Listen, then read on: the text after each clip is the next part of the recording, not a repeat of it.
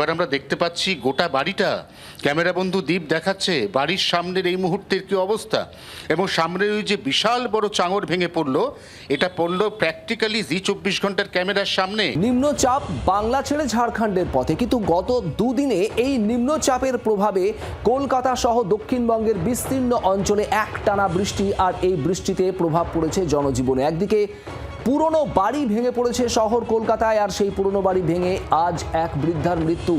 অন্যদিকে জলমগ্ন উপকূলবর্তী দুই জেলা দক্ষিণ 24 পরগনা, পূর্ব মেদিনীপুর, এই দুই অঞ্চলের বিস্তীর্ণ এলাকা, সেখানকার খোঁজও আপনাদের জানাবো। আমাদের তিন প্রতিনিধি আমার সঙ্গে রয়েছেন এই মুহূর্তে সরাসরি। অয়ন ঘোষাল রয়েছেন পূর্ব মেদিনীপুর থেকে কিরণ মান্না, এবং ডায়মন্ড হারবার থেকে নকিবউদ্দিন গাজী। সবার আগে অয়নের কাছে যাব। অয়ন, জোড়াবাগান এলাকায় এই ব্রজদুলাল স্ট্রিটে যে বাড়ি, পুরনো বাড়ি ভেঙে পড়েছে, যে ছবি আমরা দেখাচ্ছি, এক বৃদ্ধার মৃত্যুরও খবর, ঠিক কি আপডেট?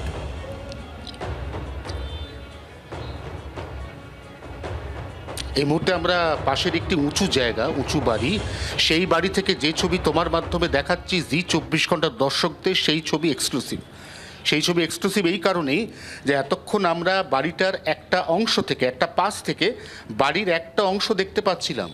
এবার আমরা দেখতে পাচ্ছি গোটা বাড়িটা ক্যামেরা বন্ধু দ্বীপ দেখাচ্ছে বাড়ির সামনের এই মুহূর্তের কি অবস্থা, এবং সামনের ওই যে বিশাল বড় চাঙড় ভেঙে পড়লো, এটা পড়লো প্র্যাকটিক্যালি জি24 ঘন্টার ক্যামেরার সামনে।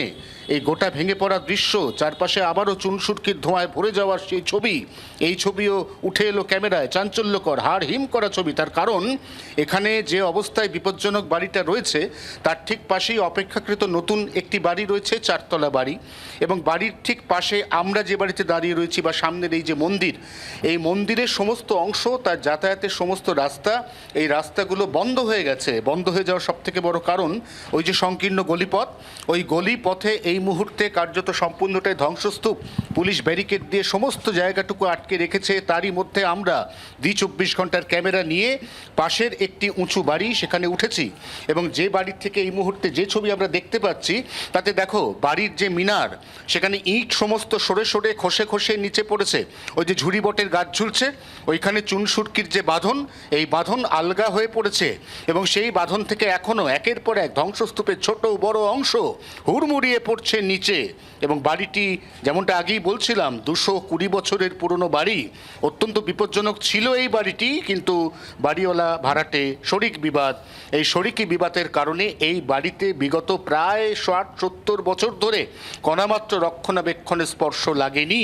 এবং সেই কারণেই শুধুমাত্র ভেঙে পড়া অংশটা নয়, আমার ঠিক সামনের যে অংশ আমরা দেখতে পাচ্ছি, বারান্দা রয়েছে, ঘর রয়েছে, সেই অংশের অবস্থা অত্যন্ত বিপজ্জনক। বাড়ির পেছন দিকের ছাদ, যেটা এই মুহূর্তে এক্সক্লুসিভলি আমরা দেখাচ্ছি, যেখানে বট গাছ তৈরি হয়েছে, বটগাছ জন্ম নেওয়ার পাশে ছাদের যে বিস্তীর্ণ অংশ, সেই অংশ ভেতর দিকে পড়ে গেছে। তবে সেখানে আমরা এখানে পৌঁছতে পারছি না, সেই ছবি দেখাতে পারছি না, কিন্তু আমরা বিলক্ষণ বুঝতে পারছি যে ওই যে বটগাছ, ওই বটগাছের আশপাশের যে ছাদ ছিল, এই ছাদও কিন্তু একইভাবে ভেঙে পড়েছে। অর্থাৎ শুধুমাত্র সামনের অংশ নয়, এই বাড়ির পেছন দিক, এই বাড়ির বিস্তীর্ণ অংশ, এই অংশ কলকাতা শহরের গত দুদিনের প্রবল বর্ষণের চাপ সামলাতে না পেরে ইতিমধ্যেই দুর্বল হয়ে থাকা বাড়ি, সেই বাড়ির বিভিন্ন অংশ কিভাবে ভেঙে পড়েছে, এটা এই মুহূর্তে আমরা তোমার মাধ্যমে দর্শকদের এক্সক্লুসিভলি তুলে ধরছি। শুভদীপ,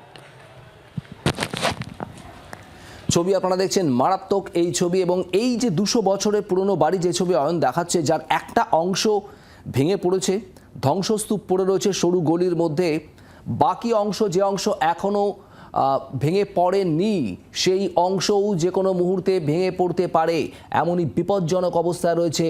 অত্যন্ত জরাজীর্ণ এ বাড়ি, যে বাড়ি বিপজ্জনক একথা বেশ কয়েক বছর আগেই পুরসভার তরফ থেকে একেবারে নোটিশ দিয়ে জানিয়ে দেওয়া হয়েছিল, যদিও তারপরেও এই বাড়িতে বসবাস করছিলেন বহু মানুষ। এক বৃদ্ধার মৃত্যু হয়েছে আজ, উদ্ধার কাজ এখনো পর্যন্ত চলছে। অয়ন, তুমি আমাদের সঙ্গে থাকো। এই জোড়াবাগানের এই ছবি, ব্রজদুলাল স্ট্রিটের ভেঙে পড়া এই পুরনো বাড়ির ছবি দেখতে দেখতেই রাজ্যের মন্ত্রী দিলীপ ঘোষ কি বলেছেন শোনাবো।